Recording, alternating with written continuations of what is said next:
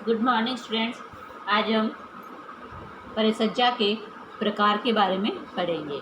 ठीक है, तो जो परिसज्जा के प्रकार होते हैं वो 3 प्रकार के इसमें बताए गए हैं। फर्स्ट है मूल परिसज्जाएं, सेकंड कपड़े की बनावट में परिवर्तन हेतु परिसज्जाएं, और थर्ड है विशिष्ट परिसज्जाएं।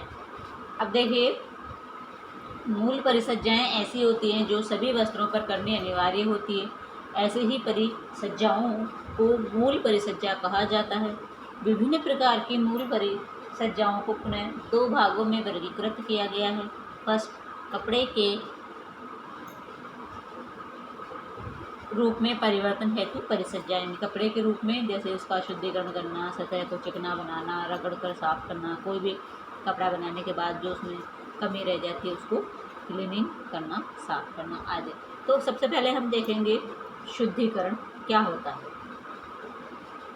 कपड़े की निर्माण प्रक्रिया के दौरान अपनाई जाने वाली विभिन्न प्रक्रियाओं के कारण तैयार ग्रे वस्त्रों में कई प्रकार की गंदगी जैसे कि प्राकृतिक मोम, वसायुक्त पदार्थ तथा प्रक्रिया के तेल, मांड आदि रह जाती है। इसलिए इन वस्त्रों के प्रयोग में लाए जाने से पहले साफ करना अनिवार्य होता है। वस्त्रों की शुद्धिकरण के लिए निघर्षण घोल का प्रयोग किया जाता है। यह घोल सारी गंदगी को अपने में लेकर कपड़े को साफ एवं स्वच्छ कर देता है। यह घोल वस्त्रों की प्रकृति के अनुसार अलग अलग प्रकार के होते हैं। जैसे कि ऊनी वस्त्रों के शुद्धिकरण में अम्ल का प्रयोग किया जाता है ताकि रेशम व रेयान को साबुन से हल्के घोल में धोया जाता है। वनस्पति तंतुओं से बने वस्त्रों को साबुन व सोडे के घोल में उबालकर साफ किया जाता है। इसके अतिरिक्त वस्त्रों को यांत्रिक अथवा हाथ से ब्रश द्वारा भी साफ किया जाता है। फिर है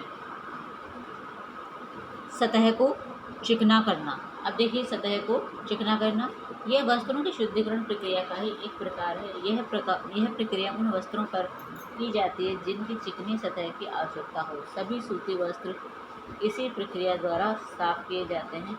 इस प्रक्रिया में वस्त्रों को भाप द्वारा गर्म तांबे के रोलरों पर से गुजारा जाता है। ऐसा करने से वस्त्र की सतह पर लगे रेशे छूट जाते हैं। इसके तुरंत बाद वस्त्र को तेजी से गर्म प्लेटों पर से निकाला जाता है, जिससे रोए झुलस कर खत्म हो जाते हैं और वस्त्र की सतह चिकनी हो जाती है। रगड़कर साफ करना।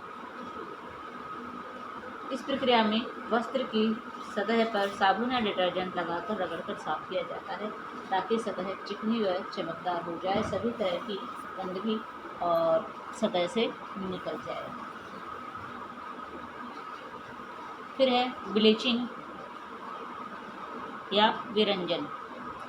वस्त्रों में सफ़ेदी लाना अथवा उन्हें रंगहीन करने की प्रक्रिया को विरंजन ब्लीचिंग कहते हैं। यह मुख्य रूप से कपड़े में सफ़ेदी लाए जाने के लिए की जाने वाली एक रासायनिक प्रक्रिया है। इसे वस्त्र में से अशुद्धियाँ दूर करने का अंतिम चरण भी माना जाता है। विरंजन द्वारा कपड़े को रंगहीन करा जाता है ताकि उस पर मनचाही रंगाई छपाई तथा अन्य विशेष परिसज्जाएं आसानी से की जा सके। इस प्रक्रिया में प्रयोग किए गए रसायनों के कारण वस्त्र कीटाणु रहित भी रहते हैं। क्या आप जानते हैं कि धूप में विरंजन की प्राकृतिक शक्ति है? इस प्रक्रिया में वस्त्र को रासायनिक विरंजक में डालकर निश्चित ताप तक गर्म करके कुछ समय के लिए छोड़ दिया जाता है और फिर वस्त्र को साफ यानी पानी में धोकर सुखा लिया जाता है। रासायनिक विरंजक तंतुओं की प्रकृति के अनुसार ही चुने जाते हैं। सूत तथा लिनिन जैसे वानस्पतिक तंतुओं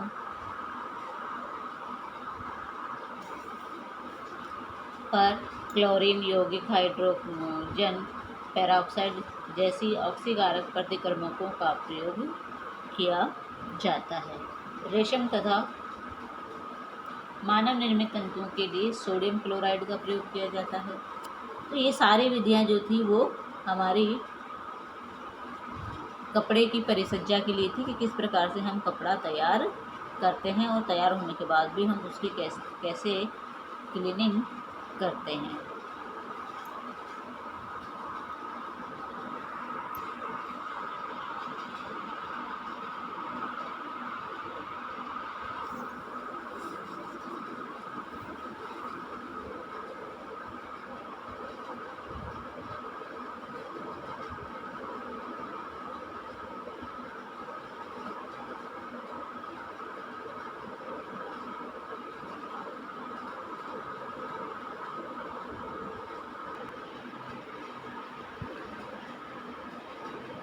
अब है हमारी कपड़े की बनावट में परिवर्तन हेतु परिसज्जाएं। अब तक तो हम क्या कर रहे थे, इसकी मूल सज्जाएं थी। मूल मतलब कपड़े को एक ओरिजिनल रूप में किस प्रकार से, जैसे कि ग्राहक जिनको पसंद करते हैं उस रूप में कैसे लाया जाए। अब है कपड़े की बनावट में परिवर्तन हेतु परिसज्जाएं। तो देखिए, स्टार्च करना अथवा सरेश लगाना, विशेष कैलेंडर परिष्करण करना जैसी परिसज्जाएं कपड़े की बनावट में परिवर्तन के उद्देश्य से की जाने वाली परिसज्जाओं के उदाहरण हैं तथा इनका विस्तृत विवरण इस प्रकार से है। फर्स्ट है कड़ापन। करघे से निकला वस्त्र ढीला प्रतीत होता है। इसे ऐसी परिसज्जा दी जाती है जिससे वह कड़ा व स्थिर आकार वाला प्रतीत हो। यह परिसज्जा वस्त्र के दोषों को छुपाने व छिद्रों को बंद करने का भी कार्य करता है। वस्त्र की सतह को कड़ा करने के लिए कई पदार्थों जैसे स्टार्च, गोंद, जेलेटिन, रेसिन, पैराफिन, मोम आदि का प्रयोग किया जाता है। स्टार्च का प्रयोग वस्त्र में कड़ापन लाने के साथ साथ उसे वजन भी प्रदान करता है। गोंद व पैराफिन वस्त्र को कड़ापन तथा चमक देते हैं। अब देखिए, जो जैसे इसको हम बोलते हैं ना कि कॉटन का जो कपड़ा होता है उसमें कलफ देते हैं। कलफ देने से एक उसका एक अच्छा लुक आता है, स्टैंडर्ड लुक आता है किसी भी कपड़े में। यदि हम कड़ापन देते हैं तो कलफ देते हैं तो एक अच्छा लगता है, यूनिक लगता है बिल्कुल। फिर है कैलेंडरिंग। औद्योगिक स्तर पर कपड़े को प्रेस करने की क्रिया को कैलेंडरिंग कहते हैं। इससे कपड़े की जो सिलवटें खत्म हो जाती है तथा उसकी चमक बढ़ जाती है। बड़े बड़े रोलर होते हैं जिससे कैलेंडरिंग किया जाता है। इस प्रक्रिया में रोलर युक्त कैलेंडर मशीन में क्रमवार लगे गर्म स्टील रोलर में से भारी दबाव के साथ वस्त्र को तेजी से गुजारा जाता है। इसके बाद कपड़े को मशीन पीछे लपेटकर ताप और दबाव डाला जाता है। कपड़े पर जितना अधिक ताप तथा दबाव लगाया जाता है उतनी ही अधिक चमक उत्पन्न होती है। रोलर का भार कपड़े की प्रकृति के अनुसार होता है, जैसे कि सूती व लिनन पर अधिक भार वाले रोलर का प्रयोग किया जाता है, जबकि रेयान व रेशमी वस्त्रों पर हल्के व कम गर्म रोलर का प्रयोग किया जाता है। टैटरिंग। वस्त्र निर्माण की विभिन्न प्रक्रियाओं के दौरान खिंचाव के कारण वस्त्रों की चौड़ाई तथा किनारों में कुछ असमानता आ जाती है। वस्त्र को सही आकार तथा स्थायी रूप देने के लिए उन्हें मशीनों द्वारा खींचकर सामान्य चौड़ाई में लाने की प्रक्रिया को टैटरिंग कहते हैं। फिर है कपड़े की सेल्वेजे को टैटरिंग मशीन के दोनों तरफ लगे हुए हुकों पर फंसा दिया जाता है। इसके बाद वस्त्र पर ताप प्रवाहित करने से वस्त्र अपने सामान्य स्थिति में आ जाते हैं। फिर वस्त्र को गर्म वायु के कमरे से गुजारकर सुखा लिया जाता है। इस प्रकार वस्त्र सीधा तथा एक जैसी चौड़ाई का बन जाता है, जिसको हम कहते हैं चरक करवाते हैं कई कपड़ों के, तो ये उसी का एक रूप है, यानी कपड़े में चरक करवाना जिससे वो कपड़ा सीधा हो जाता है।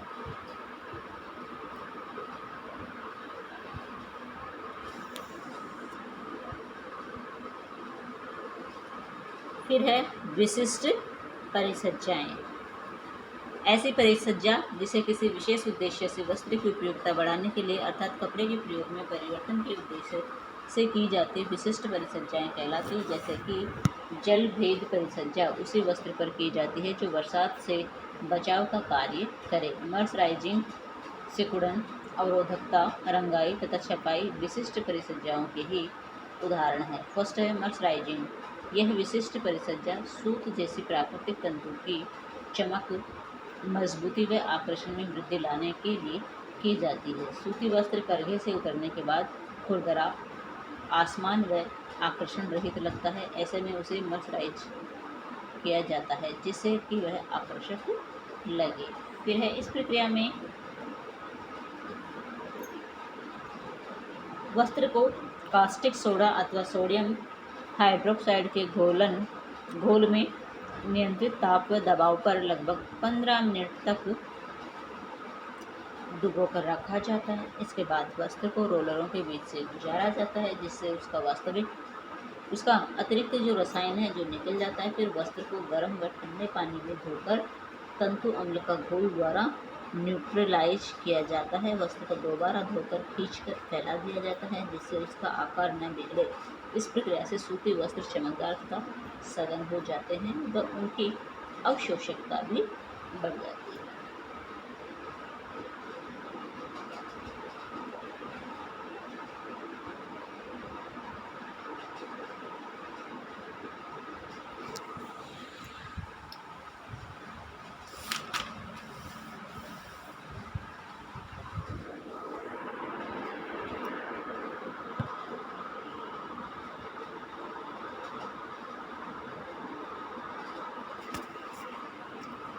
अब इसमें सेकेंड सैनफोराइजेशन।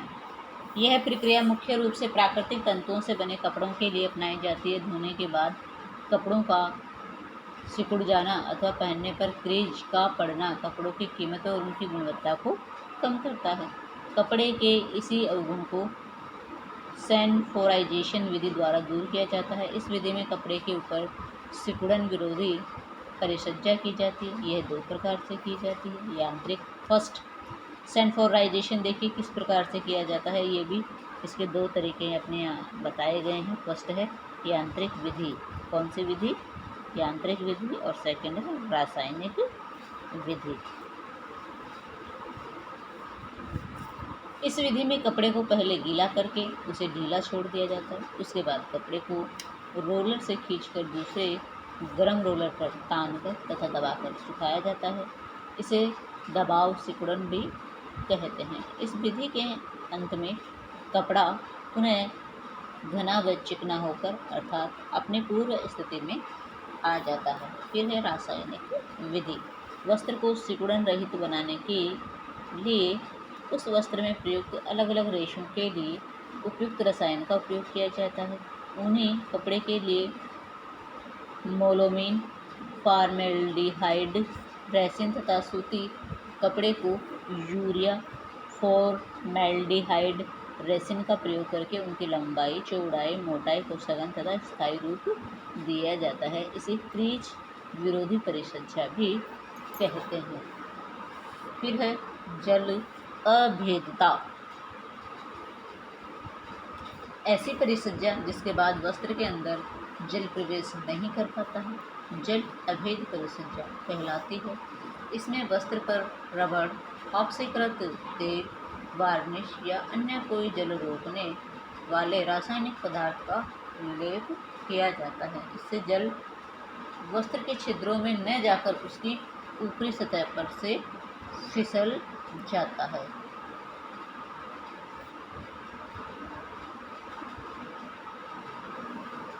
देखिए बहुत सारी चीज़ें होती हैं जो कि जल प्रूफिंग, वाटर प्रूफिंग होती है।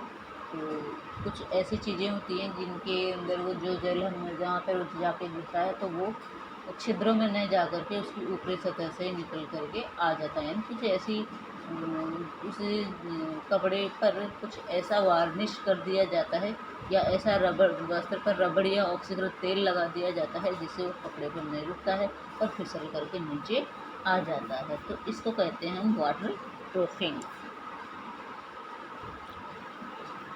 वाटर प्रूफिंग हमारी वॉच भी होती है और भी कई इलेक्ट्रॉनिक चीज़ें होती हैं कि वो पानी में डाल भी दो तो भीगते नहीं है। तो इसीलिए कुछ ऐसी चीज़ें बनाई गई हैं, कुछ ऐसी चीज़ों का लेप उन पर किया जाता है ताकि वो पानी टच होने के बावजूद पानी का उस पर कोई असर ना पड़े और पानी है जो साइड से बह करके निकल जाए। तो यही होती है हमारी वाटर प्रूफिंग। अब देखिए इसके पहले हमारा कौन सा चल रहा है, चौथा है मॉथ प्रूफिंग। मॉथ प्रूफिंग जिसमें होती है ऊन व सिल्क से बने कपड़े प्रोटीन युक्त होते हैं, इसी कारण इनसे बने वस्त्रों में कीड़ा लगने की संभावना अधिक होती है। रेशमी तथा ऊनी वस्त्रों को कीड़ों से बचाने के लिए उन्हें विभिन्न प्रकार के रसायनों द्वारा परिष्कृत किया जाता है। इस विधि को मॉथ प्रूफिंग भी कहा जाता है।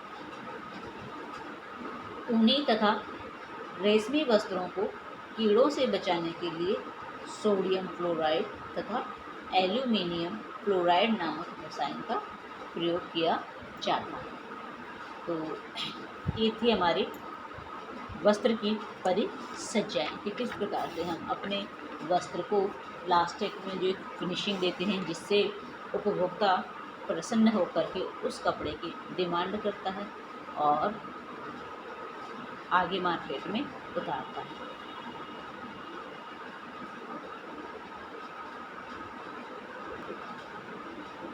अब देखिए, इसमें हमने जो विशिष्ट उसमें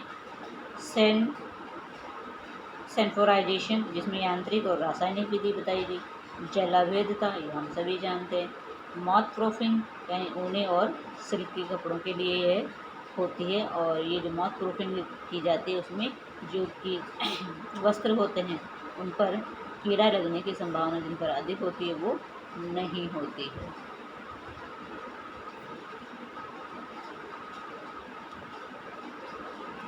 और इसलिए उन पर बहुत से जो रासायनिक पदार्थ हैं वो उन पर ऊपरी परत पर लगा दिया जाता है, जिससे जो ऊनी और रेशमी कपड़ों पर कीड़े नहीं लगते हैं।